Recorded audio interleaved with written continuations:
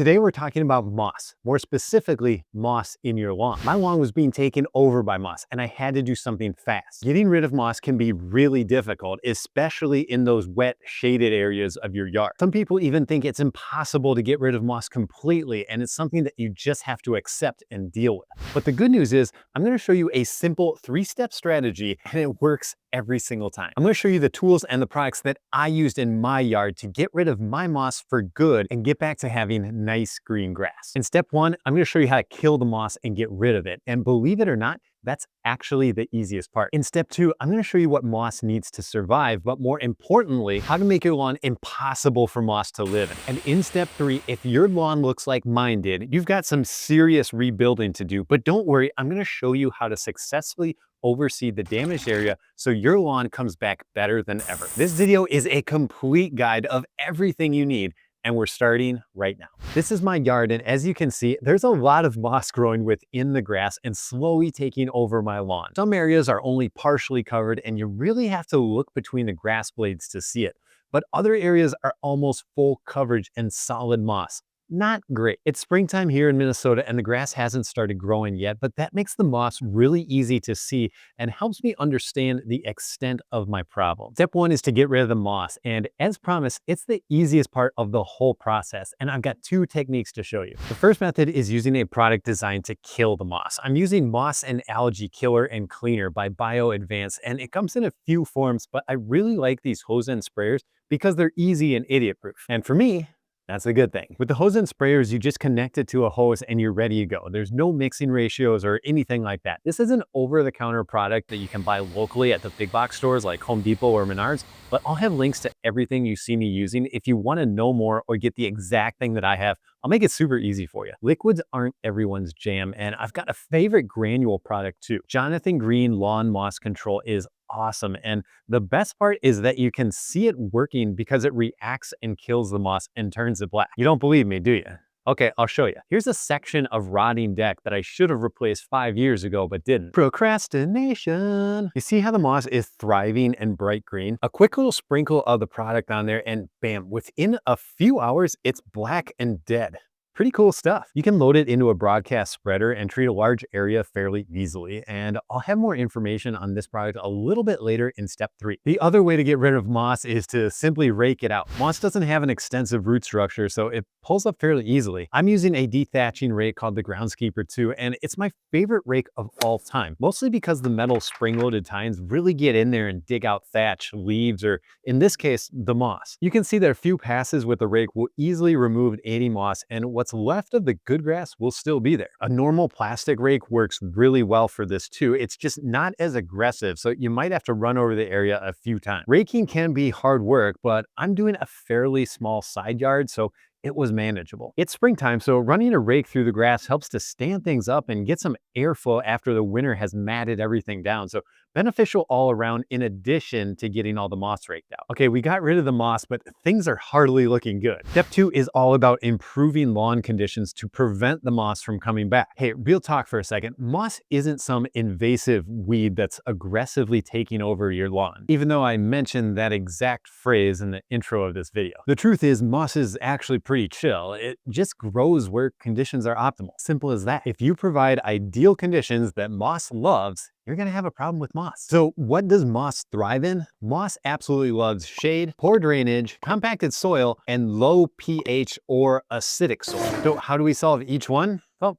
simple. Start by doing a soil test to find out the pH. This sounds hard and complicated, but it's really not. I'm using a basic kit from My Soil that involves taking a probe and getting a dirt sample to mail in for analysis. A soil test is easy, and it's really only the accurate way to know what your soil needs for nutrients. Lots of people will see moss and assume the soil is acidic and put lime down. Lime, L-I-M-E, like the fruit, except totally not, because it's derived from limestone, can be spread on the lawn in pellet form. You can use a broadcast spreader, same as a fertilizer, and then water it in. But here's the thing, you can still have moss without having highly acidic soil. So I'd definitely check things out first with a soil test to make sure that what you're spending time and money applying actually makes sense and is going to work. Poor drainage and compacted soil can be a toughie, but here's a quick test. Grab a screwdriver and try to stick it into the ground as far as you can. You should be able to get all the way down to the handle without using a hammer. If you can't push it in that far by hand, compaction might need to be addressed. For small areas, you can use a core aerator by hand and cover a decent space in not a ton of time. This handheld unit, you just stomp on it and it actually pulls out really nice cores and doesn't take as long as you might think. It's kind of fun too.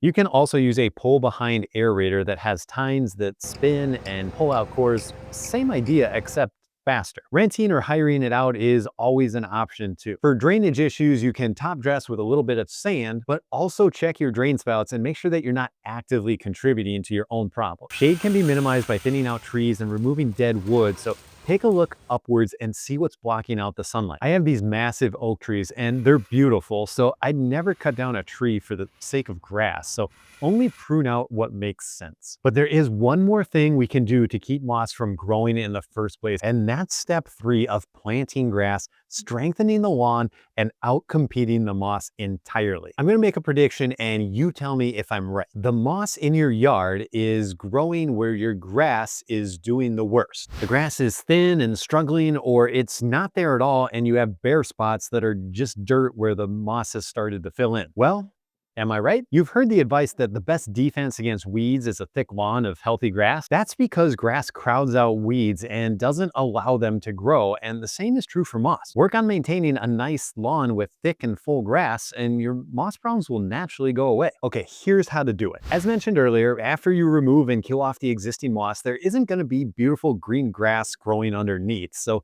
this step usually requires overseeding with new grass seed, and that's exactly what I'll be doing here. Seed selection is crucial, and you probably want something that grows well in shade. That's generally going to be your fescue varieties, and most companies will have a shade mix that they label as such on the bag. One solid choice that I've used a lot is Jonathan Green Dense Shade. I use that where I really don't have much light at all, and it does pretty well. My buddy Jesse started a grass seed company last year, and he's got a killer turf-type tall fescue that actually does really well in low light situations. I'd highly recommend checking out Night Shift if you really want the best of the best. Just remember that with shade, fine fescues will always do best, followed by generally your turf type tall fescues, and then maybe Kentucky bluegrass if there's at least a little bit of sun, and perennial ryegrass usually kind of struggles. So that's kind of the order of what's possible with low light situations. With all seeding projects, I like to mow low and run a dethatching rake through the area because I'm trying to make sure I get good seed to soil contact. How low do I mow? Well,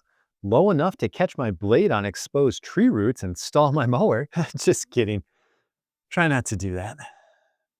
I'm soaking my seed a few days prior to planting it, and this is called pre-germination because the seed itself actually germinates right before you spread it, and that allows the seed to grow into grass really fast, and using this method, I don't have to water as much. Remember in grade school growing lima beans and wet paper towels? Did you do that experiment? Well, it's kind of like that. I'm using a paint strainer bag to do this, and I'll have a link if you want to give this a shot yourself. I fully soak the bag for the first 12 hours, then I just dip it in the bucket twice a day after that to keep things wet. Change out the water as it gets dirty and wait for that seed to start, and then it's go time. Wet seed doesn't spread very well, so I let it sit in the sun for a bit, and then I'm adding Milorganite as a carrier to break up the wet seed, and then I'll be able to run it through a broadcast spreader like normal. The Milorganite doubles as my starter fertilizer, and there's really no penalty for using too much, so talk about two birds. Another amazing starter fertilizer is Scott's Triple Action, built for seeding, and I actually have some right there. I mention it because I'm usually extremely critical of Scott's because I think they kind of suck, but not this product. The cool part is that it contains mesotrione, and that actually prevents weeds from coming up with your new little grass seed babies. It's hard to promote growth of your seed while simultaneously trying to stifle the growth of weeds, but this product can do it, and I highly recommend it. It's really the only Scott's product that I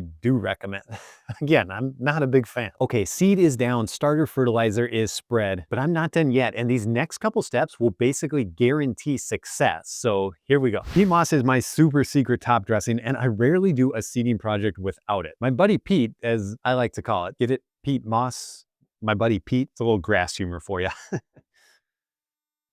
Peat moss helps retain water and keep the seed wet for a longer period of time between waterings, and that translates to less water used overall. Peat moss usually comes in compressed bags, and one pro tip I've learned over the years is to hop up on that cube and jump on it a bit, or stomp or dance or whatever. Just break it all up before opening the bag because it's way easier to spread it by doing that. Check it out. This is a bag I've stomped on next to a bag I haven't. Look at the height difference. Now I can easily add the peat to my compost spreader, and while you don't need one of these things, again, I highly recommend it. I'm filling mine up with peat moss and I just roll it over the entire area that I'm seeding, and as it rolls, it just puts down a nice even layer. This one is from Beaver, and I found that they had the best price, but lots of companies make these things. Of course, you don't need something like that, and you can always just spread it by hand too, like I'm doing around this tree. The peat moss is light and fluffy when you apply it, and you can see my footprint there and how it compresses. Sometimes I like running over things with a roller just to lightly pack and compress it a bit and also push that seed down into the dirt. You can walk over the area or run your lawnmower over it too.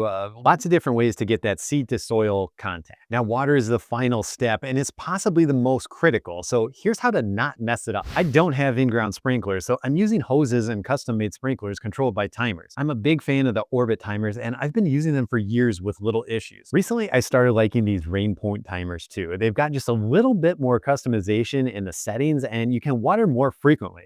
Both are great options in my experience. I mentioned custom sprinklers and I'm hardly the first to make these. I think I saw it first on Ryan Nor's channel. He's amazing. But the idea is that with standard impact sprinklers off the shelf, the drops in water it puts out is just too aggressive for new seed. Big droplets will actually move and shift the seed, and you don't want that. I'm using in-ground irrigation parts to make a pretty cool above ground setup to work with my hoses, and I'm starting with a Hunter sprinkler body. Then I'm adding an extension pipe followed by a spike so I can push it into the ground, and also daisy chain a few of these together. The nozzles are the coolest part, and again, I'm using stuff from Hunter here. You can get different nozzles and they're adjustable too. The rotator series spins and you can adjust arc and distance too. Highly customizable, which is really nice. All the parts to make these yourself are going to be linked in the video description for you. I've got my custom sprinklers ready to rock and I'm just evenly spacing them to cover my entire area. You can see 3 different distance jets right here, and you'll also see they are slowly rotating to get nice and even coverage. I'll usually water every 4 to 6 hours for the first 2 weeks,